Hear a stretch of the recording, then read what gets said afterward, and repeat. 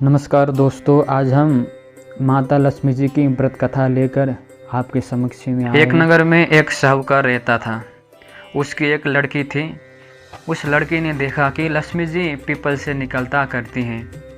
एक दिन लक्ष्मी जी उस साहूकार की लड़की से बोली कि मैं तुम पर बहुत प्रसन्न हूँ, इसीलिए तुम मेरी सहेली बन सकती है। लड़की बोली, क्षमा कीजिए, मैं अपने माता पिता को पूछे बगैर कुछ नहीं कर सकती। तो लक्ष्मी माता ने बोली, ठीक है, तो माता पिता से पूछ लेना। इसके बाद वहाँ लड़की जाकर अपने माता पिता से पूछी और इसके बाद वहाँ माता पिता से आज्ञा पाकर श्री लक्ष्मी जी की सहेली बन गई। लक्ष्मी जी उससे बहुत प्रेम करती थीं। एक दिन लक्ष्मी जी ने उस लड़की को भोजन का निमंत्रण दिया। जब लड़की भोजन करने के लिए आई तो लक्ष्मी जी ने उसे सोना चांदी के बर्तन में खाना खिलाया, सोना की चौकी पर बैठाया और उसे बहुमूल्य वस्त्र ओढ़ने को दिया। इसके बाद लक्ष्मी जी ने कहा, मैं भी कल तुम्हारे घर भोजन करने के लिए आऊँगी। तो लड़की ने स्वीकार कर लिया और अपने माता पिता को इस बात सब सुना दिया।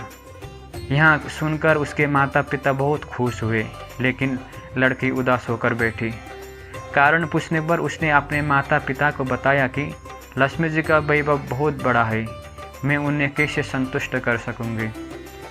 उसके पिता ने कहा कि बेटी, गोबर से जमीन को लिपकर जैसा भी बड़े, रूखा सूखा श्रद्धा से उन्हें भोजन खिलाना। यह बात पिता भी कहा ना पाए। उसी समय आकाश से एक वहाँ चिल मंडराते हुए आई और किसी रानी का हार, नौला का हार वहाँ डालकर चली गई। यह देखकर साहूकार की लड़की बहुत प्रसन्न हुई। उसने उस हार को बेचकर लक्ष्मी जी के भोजन का इंतजाम किया।